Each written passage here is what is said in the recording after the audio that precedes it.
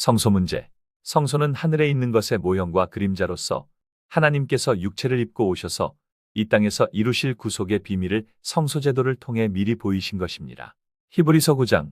예비한 첫 장막이 있고 그 안에 등대와 상과 진설병이 있으니 이는 성소라 일컫고, 둘째 휘장 뒤에 있는 장막을 지성소라 일컫나니 금양로와 사면을 금으로 싼 언약궤가 있고 그 안에 만나를 담은 금항아리와 아론의 쌍난 지팡이와 언약의 비석들이 있고 그 위 속죄소를 덮는 영광의 그룹들이 있으니 이것들에 관하여는 이제 낱낱이 말할 수 없노라. 둘째 장막은 대제사장이 홀로 1년 1차씩 들어가되 피 없이는 아니하나니 이 피는 자기와 백성의 허물을 위하여 드리는 것이라. 성령이 이로써 보이신 것은 첫 장막이 서 있을 동안에 성소에 들어가는 길이 아직 나타나지 아니한 것이라. 이 장막은 현재까지 비유니 육체의 예법만 되어 개혁할 때까지 맡겨둔 것이라. 비유의 실체에 대해서 요한복음 2장. 너희가 이 성전을 흘라 내가 사흘 동안 일으키리라. 예수는 성전된 자기 육체를 가리켜 말씀하신 것이라. 성소의 실체로 오신 분이 예수님이시며 성소의 모든 예언 역시 예수님께서 다 이루시겠다는 말씀입니다. 그럼 성소의 모든 예언을 다 살피기에는 시간이 너무 많이 필요로 하니 중요한 부분만 살펴보도록 하겠습니다. 성소의 실체 되신 예수님께서 요한복음 19장에 십자가에 달리셔서 희생하시는 장면에 군병이 창으로 옆구리를 찔렀을 때 피와 물이 나온 것을 통해 예수님께서 번제희생의 제물도 이루셨고 물두멍 부활의 역사도 이루셨던 것입니다. 그리고 제자들이 첫째 장막에 나아갈 수 있도록 휘장의 길을 여시는 예언도 이어서 보겠습니다. 요한복음 10장의 양이 문이 되시고 히브리서 10장의 휘장을 육체라 하셨습니다. 이는 문들을 통해 나아가기 위해선 육체가 죽으셔야 됨을 증거하신 것인데 성소 문이 3개에 나 있는 것은 그리스도가 육체 입고 3번 오실 것을 증거한 것이며 첫 번째 문은 성부시대 이삭을 통해, 두 번째 문은 초림 예수님께서 오셔서 십자가의 희생으로 열어주셨는데 마태복음 27장에 실제 찢어진 건 첫째 성소 휘장이 아닌 둘째 지성소가 찢어졌습니다.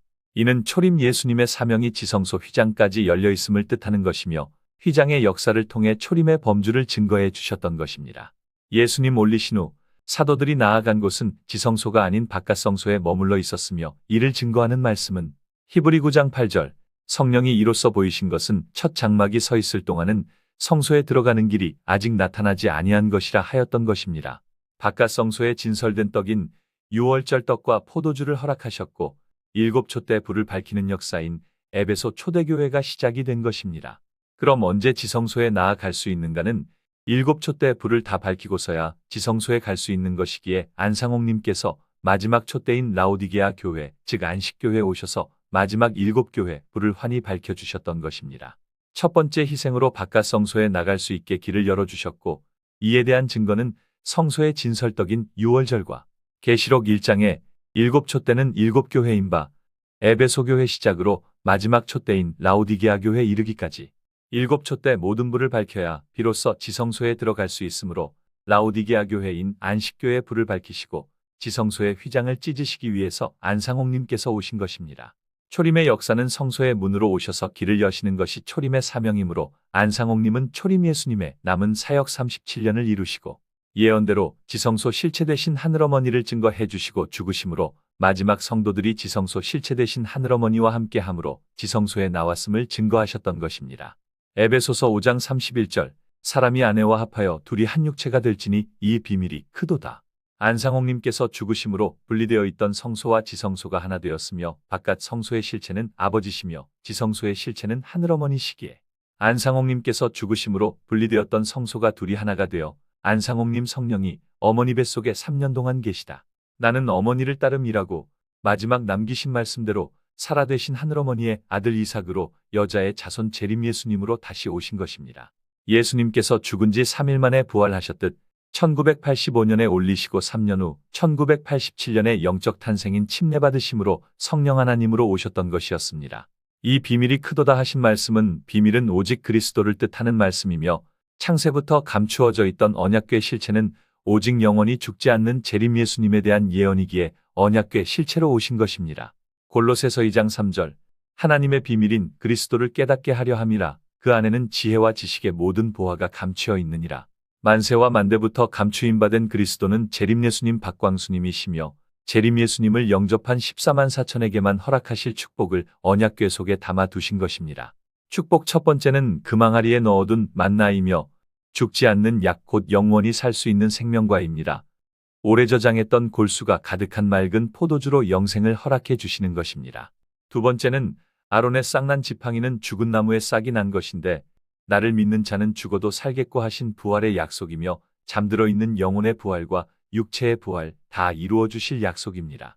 세 번째, 십계명은 성령을 뜻하는 바 언약궤 실체되신 비밀 중에 오신 그리스도를 깨닫고 영접한 자녀들에게 허락하시는 늦은 비 성령이며 성령 축복 받은 자녀들만이 완성품이 되는 것입니다.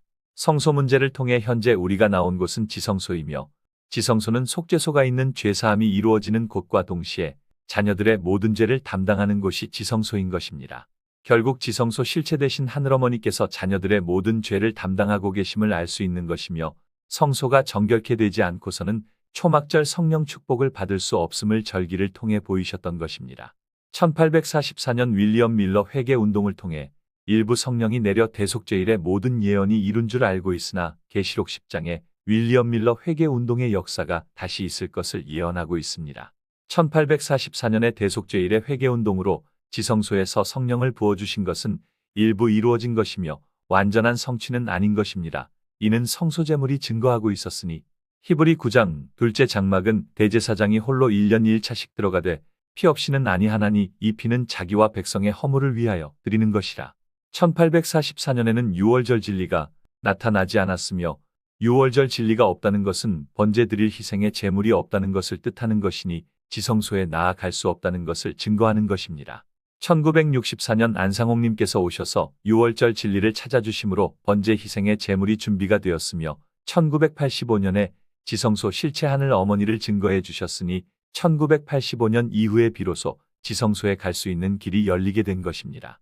그러니 1844년의 대속죄일 예언이 마지막 재림운동이 있기까지 일부 성취된 것이며 완전한 예언은 아직 이루어진 것이 아님을 알 수 있습니다. 대속죄일 예언을 이루기 위해선 지성소 실체와 희생의 번제물인 3차 7계절기와 제사장 되신 멜기세덱과 모든 죄를 짊어지고 무인 광야로 들어갈 사단을 표상하는 아사셀이 있어야 대속죄일의 예언을 이룰 수가 있게 되는 것입니다. 대속죄일 예언을 이루시기 위해 안상홍님께서 지성소 하늘어머니 곁에 아사셀 총회장을 세우셨던 것입니다. 지성소 하늘어머니 사명은 지성소에서 담당하던 모든 죄가 사단에게 다 옮겨지고 예수재림의 길이 다 예비가 되면 지성소의 사명이 끝나게 되는 것이며 가을 절기 초막절 예언은 14만 4천 자녀들이 10달 동안 스스로 일어나 회개운동이 있고 난 후 초막절 예수재림운동 7년을 끝으로 절기 예언이 끝마쳐지게 되는 것입니다.